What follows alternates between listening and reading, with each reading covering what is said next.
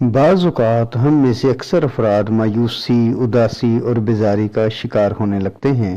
عمومی طور پر یہ علامات 1 سے 2 ہفتے میں ٹھیک ہو جاتی ہیں اور ہماری زندگیاں بہت زیادہ متاثر نہیں ہوتیں۔ اداسی کی وجوہات مختلف ہوتی ہیں۔ کبھی کبھار بغیر کسی وجہ کے بھی مایوسی یا اداسی شروع ہو سکتی ہے۔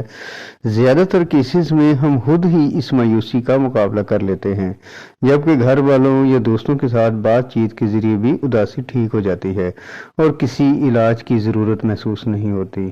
لیکن یہ اداسی اس وقت ڈپریشن کہلاتی ہے جب اداسی کا احساس 2 ہفتوں سے زیادہ رہے اور پھر بھی ختم نہ ہو۔ اداسی اس قدر شدید ہو کہ زندگی کے روزمرہ کے معمولات متاثر ہونے لگے۔ بعض افراد غلط فہمی کی بنا پر ہر ڈپریشن کو بیماری نہیں سمجھتے، لیکن ایسا ہرگز نہیں ہے۔ ڈپریشن ہائی بلڈ پریشر اور ذیابیطس جیسی ایک بیماری ہے، یہ کسی بھی شخص کو لاحق ہو سکتی ہے۔ ڈپریشن کا شمار عام بیماری میں کیا جاتا ہے۔ عالمی ادارہ صحت کے مطابق اس وقت دنیا میں ڈپریشن کے تقریباً 280 ملین مریض ہیں، جبکہ پاکستان جیسے ترقی پذیر ممالک میں مجموعی آبادی کا 10 سے 14% حصہ ڈپریشن کا شکار ہوتا ہے۔ ڈپریشن کی علامات کون کون سی ہیں؟ ڈپریشن کی علامات کچھ اس طرح سے ہو سکتی ہیں کہ تھکاوٹ کا احساس ہونے لگتا ہے، جسمانی توانائی میں کمی آ جاتی ہے، نیند نہیں آتی۔ نیند بہت زیادہ آنا بھی ڈپریشن کی علامات میں سے ایک ہے۔ اسی طرح سے سر درد، پٹھوں کی اکڑن اور ہاضمہ کے مسائل وغیرہ وغیرہ۔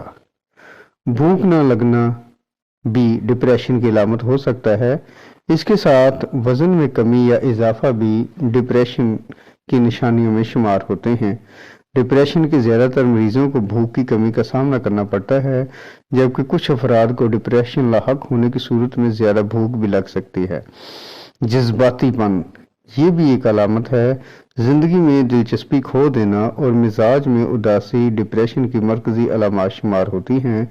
زندگی میں ایسی سرگرمیاں جو پہلے پرلطف اور دلکش لگتی تھیں، ان میں کشش ختم ہو جاتی ہے۔ اس کے ساتھ ساتھ ڈپریشن کے مریضوں کے جذباتی پن میں اضافہ ہوتا ہے اور وہ امید کھونے لگتے ہیں۔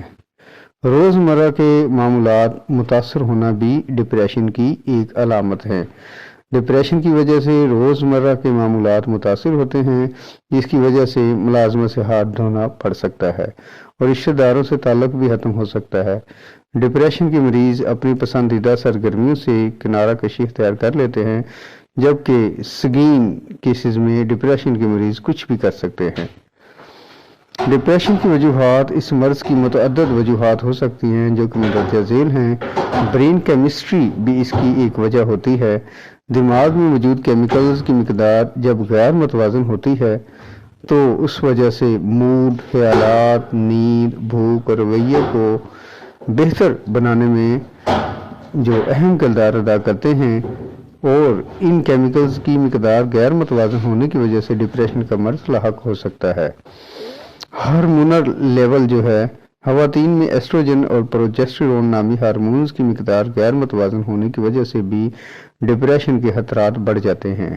ان ہارمونز کی مقدار حیض کے دوران یا حیض کے فوراً بعد غیر متوازن ہو سکتی ہے۔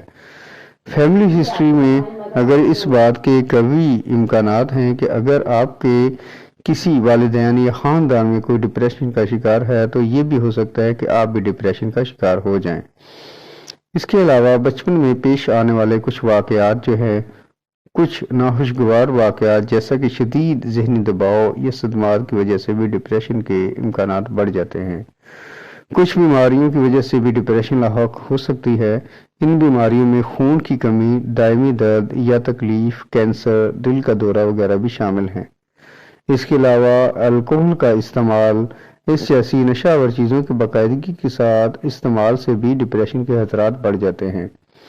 اب ہم آتے ہیں کہ آخر ڈپریشن کا علاج کیسے کیا جائے۔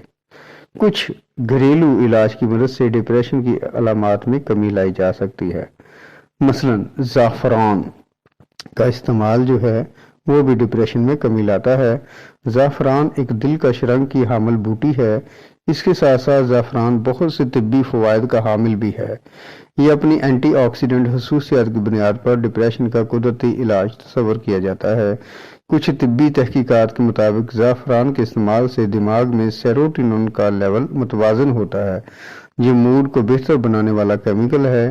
اس کے ساتھ ساتھ ڈپریشن کی علامات میں کمی لانے کے لیے زعفران کے سپلیمنٹس بھی استعمال کیے جا سکتے ہیں۔ اگلی جو ہے ریمیڈی، اس میں ورزش بھی شامل ہے۔ ورزش جو ہے ڈپریشن کی علامات میں کمی لانے کے لیے ایک اہم ٹریٹمنٹ ہے۔ باقاعدگی کے ساتھ ورزش کرنے سے دماغ مثبت انداز میں سوچنا شروع کر دیتا ہے، جس کی وجہ سے اس بیماری کی علامات میں کمی آتی ہے۔ لیکن سوال یہ پیدا ہوتا ہے کہ ڈپریشن کی علامات سے چھٹکارا پانے کے لیے کتنی ورزش کی ضرورت ہے؟ یہ بات جان لیں کہ ان علامات کو کم کرنے کے لیے آپ کو میلوں تک دوڑنے کی ضرورت نہیں ہوتی، دن بھر میں کچھ بار واک کرنا بھی کافی ثابت ہوتا ہے۔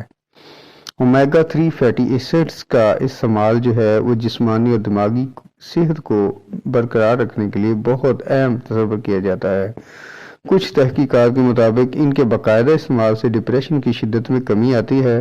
اس کے ساتھ ساتھ ہی مرض لاحق ہونے کی صورت میں اومیگا 3 فیٹی ایسڈز کے سپلیمنٹس بھی استعمال کیے جاتے ہیں۔ وائٹامن ڈی صحت کو برقرار رکھنے کے لیے نہایت اہم تصور کیا جاتا ہے، جبکہ بدقسمتی سے بہت سے افراد اس وائٹامن کی کمی کا شکار ہوتے ہیں۔ ایسے افراد جو وائٹامن ڈی کی کمی کا شکار ہوں، ان میں ڈپریشن کی علامات شدت سے اختیار کرتے ہیں، جبکہ جسم میں اس وائٹامن کی متوازن مقدار سے ڈپریشن میں کمی آ سکتی ہے۔ اس کے بعد آتے ہیں زنک کی طرف۔ زنک کا شمار ان منرلز میں کیا جاتا ہے جو دماغی صحت کو برقرار رکھنے کے لیے نہایت اہم کردار ادا کرتے ہیں۔ اس کے ساتھ ساتھ یہ منرل استعمال کی جانے والی مختلف چیزوں کی سوزش کم کرنے والی اور اینٹی آکسیڈنٹ خصوصیات کو بھی بڑھاتا ہے۔ زنک کی کمی کی وجہ سے ڈپریشن کے خطرات بڑھ جاتے ہیں۔ اگر ڈپریشن کے علاج کے لیے یہ مفید ثابت نہ ہو تو آپ کو کسی سائیکیٹرسٹ سے رابطہ کرنے کی ضرورت ہوگی۔ کسی بھی ماہر نفسیات یا سائیکیٹرسٹ سے رابطہ کرنے کے لیے آپ ہیلتھ وائر کا پلیٹ فارم بھی استعمال کر سکتے ہیں، کیونکہ اس سے رابطے آسان ہوتے ہیں۔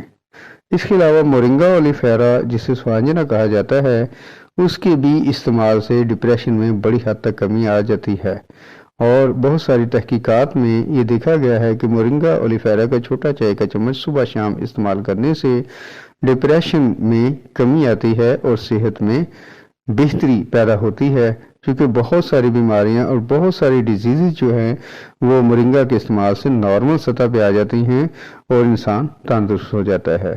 اسی معلومات کے ساتھ اجازت دیجیے۔ Best wishes. اللہ حافظ۔